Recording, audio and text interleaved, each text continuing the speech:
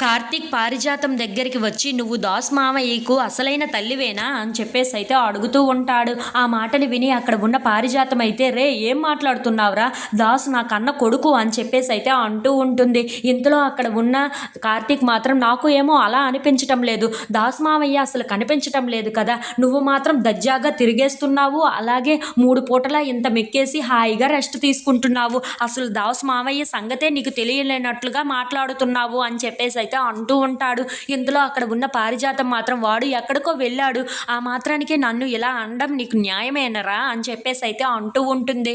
ఇంతలో అక్కడ ఉన్న కార్తీక్ మాత్రం ఇప్పుడు నా కూతురు కనిపించకపోయిందే అనుకో, నేను అటు వెళ్ళి ఇటు వెళ్ళి ఎలాగో ఒకలాగా వెతుక్కొని మరీ తీసుకొని వస్తాను, కానీ నీ కొడుకు కనిపించకపోతే నీకు ఏమాత్రం బెంగ లేదు కదా, అసలు నువ్వు కన్న తల్లివే కాదనిపిస్తుంది నాకు అని చెప్పేసి అయితే కార్తీక్ అంటూ ఉంటాడు. ఆ మాటలు విని అక్కడ ఉన్న పారిజాతం మాత్రం అలా మాట్లాడకరా, వాడు నా కొడుకురా, వాడు ఎక్కడికో వెళ్ళాడన్న భ్రమలోనే నేను ఉన్నాను అని చెప్పేసి అయితే అంటూ ఉంటాడు. ఆ మాటలు విని అక్కడ ఉన్న కార్తీక్ మాత్రం నీకు ఒక విషయం చెప్పనా, ఆ రోజు దాస్ మామయ్య మన ఇంటికి వచ్చినప్పుడు నువ్వు చూసావు కదా, అందులోనే ఇంకొక వ్యక్తి కూడా చూశారు, అది ఎవరో చెప్పనా అని చెప్పేసి అయితే అంటూ ఉంటాడు.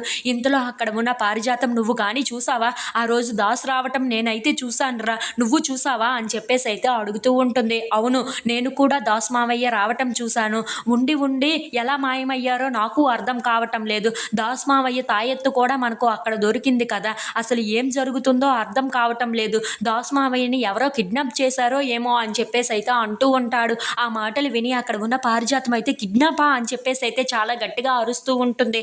ఆ మాటలు విని అక్కడ ఉన్న కార్తీక్ అయితే నువ్వు ఎంత గట్టిగా అరిస్తే లాభం లేదు అని చెప్పేసి అయితే అంటూ ఉంటాడు. ఏంట్రా, నా దాసుని కిడ్నాప్ చేశారా, ఆయన వాడిని ఎందుకురా కిడ్నాప్ చేస్తారు, అసలు ఎవరు కిడ్నాప్ చేశారు అని చెప్పేసి అయితే అడుగుతూ ఉంటాడు. ఆ మాటలు విని అక్కడ ఉన్న కార్తీక్ అయితే నీకొక్క విషయం చెప్తానురా, నువ్వు ఇలా కానీ చేస్తే దాస్ మావయ్య ఎక్కడ ఉన్నా సరే తెలిసిపోతుంది ఇట్టే అని చెప్పేసి అయితే అంటూ తనకు ఎలా ఏం చెయ్యాలో చెప్తూ ఉంటాడు. ఆ మాటలు విని అక్కడ ఉన్న పారిజాతం అయితే సరేరా, ఇప్పటి వరకు నువ్వు చెప్పినవి ఏమీ నేను వినలేదు, కానీ ఈ మాట వింటాను, నువ్వు చెప్పినట్లుగానే చేస్తాను అని చెప్పేసి అయితే అనుకుంటూ జోష్న దగ్గరికి వెళ్తూ ఉంటుంది.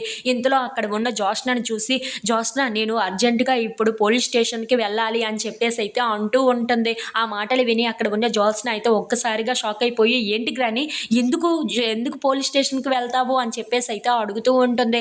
ఆ మాటలు విని అక్కడ ఉన్న పారిజాతం అయితే నా దాస్ కనిపించటం లేదు కదా, నా కొడుకు కనిపించకపోతే నేను ఇలా ఎలా కూర్చుంటూ ఉండగలను, నా కొడుకుని వెతకడానికే పోలీస్ కంప్లైంట్ ఇవ్వడానికే వెళ్తున్నాను అని చెప్పి అంటూ ఉంటుంది. ఆ మాటలు విని అక్కడ ఉన్న జోత్స్న అయితే ఒక్కసారిగా షాక్ అయిపోతూ ఉంటుంది.